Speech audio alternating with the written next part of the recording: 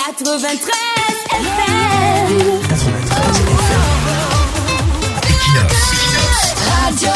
Bonjour, parlons du communiqué rendant public les résultats de l'enquête sur les circonstances du décès de l'opposant Anissé Kane.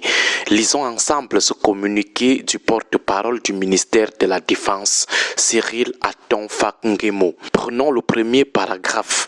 Monsieur Cyril Atonfak dit ceci, ouvrons les guillemets, en vue d'élucider les circonstances réelles de son décès. Parlant d'Anissé Kane, une enquête a été ouverte. Fermons les guillemets. Le porte-parole du ministère de la Défense nous dit solennellement que l'enquête ouverte, c'était pour déterminer les circonstances de la mort de l'opposant Anissé Kane. Mais fait curieux, dans la suite du communiqué, Cyril Atonfak ne nous dit nulle part les conditions dans lesquelles un homme déjà gravement malade avec de graves problèmes respiratoires a été arrêté et surtout déporté de Douala à Yaoundé par route, environ 5 heures, 7 heures de route. Or, c'était très important dans la détermination de la descente aux enfers d'Anissé Kane. Peut-être l'oubli, peut-être la mauvaise foi, mais toujours est-il que Cyril Atonfak devait clairement dire au peuple camerounais si un opposant âgé de 74 ans, donc un grand-père très gravement malade avec de graves problèmes respiratoires connus, avait oui ou non fait la route Douala-Yaoundé étant cagoulé, parce que plusieurs témoignages disent que le commando qui escortait l'opposant Anissé Kane lui avait fait porter une cagoule pendant toutes les 5 heures, 7 heures de voyage. Et pour un homme qui a déjà de graves problèmes de respiration, il est clair que vous êtes en train d'aggraver sa situation, vous le précipitez vers la mort. Et justement, après ce long voyage éprouvant, Anissé Kane avait confié à des proches que c'était fini pour lui. Le porte-parole du ministère de la Défense, Cyril Atonfak, devait aussi dire aux Camerounais si oui ou non, si pendant ce voyage, ces 5 heures, ces 7 heures de route, Anissé Kane, qui ne pouvait plus bien respirer sans son appareil de respiration, avait avec lui cet appareil. Ceux qui l'avaient déporté de Douala à Yaoundé savaient pertinemment qu'il ne pouvait pas bien respirer sans cet appareil.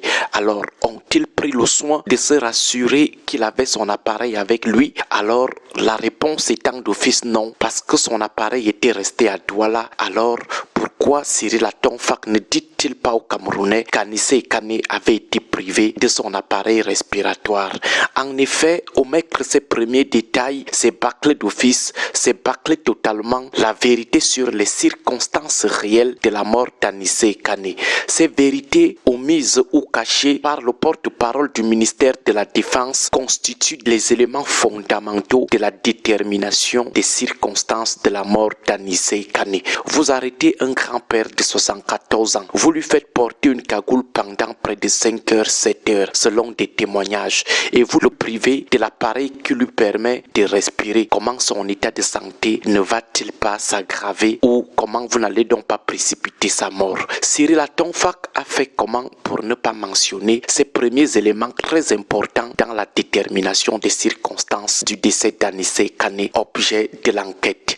Dans ce communiqué, le porte-parole du MINDEF ne dit rien sur le fait que, arrêté le 24 octobre jusqu'au 20 novembre, les avocats d'Anissé Kane continuaient de réclamer au colonel commandant de la Légion de gendarmerie du littoral la libération de l'appareil qui permettait à Anissé Kane de mieux respirer. Il ne nous dit non plus si, sachant qu'Anissé Kane dépendait de cet appareil, si une fois à Yaoundé, les gens qui le détenaient lui avaient trouvé un autre appareil. Si oui, si ce nouvel appareil avait des caractéristiques équivalentes à son appareil resté bloqué à la Légion de gendarmerie de Douala.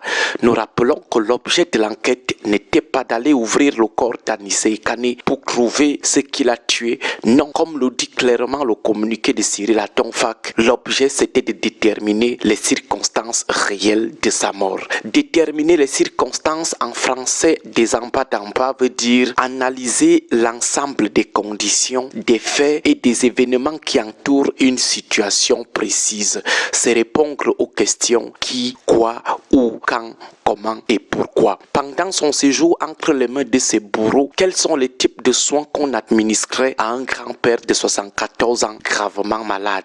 Avait-il droit à l'assistance nécessaire? Si oui, qu'il assistait jusqu'à sa mort. Donc, il ne suffit pas de dire qu'on a examiné le cadavre d'Anissé Kane, on a envoyé ça dans le plus grand hôpital de Suisse. Ce n'est pas parce qu'on va dire Suisse que ça va épater les gens ou rendre l'enquête crédible. C'est avant qu'on bluffait les gens avec les histoires de blanc. Et le communiqué dit que l'autopsie a été réalisée par un collège constitué d'un professeur et de 2 docteurs. Ce professeur n'a-t-il pas de nom? Ces 2 docteurs n'ont-ils pas de nom? Parlant de l'enquête, comment ceux qui sont accusés peuvent encore être les mêmes qui conduisent et réalisent l'enquête?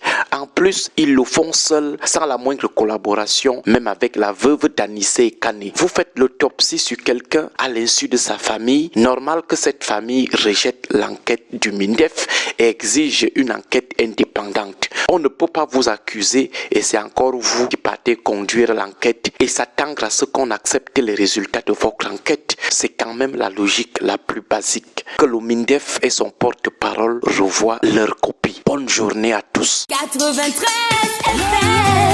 93 FM.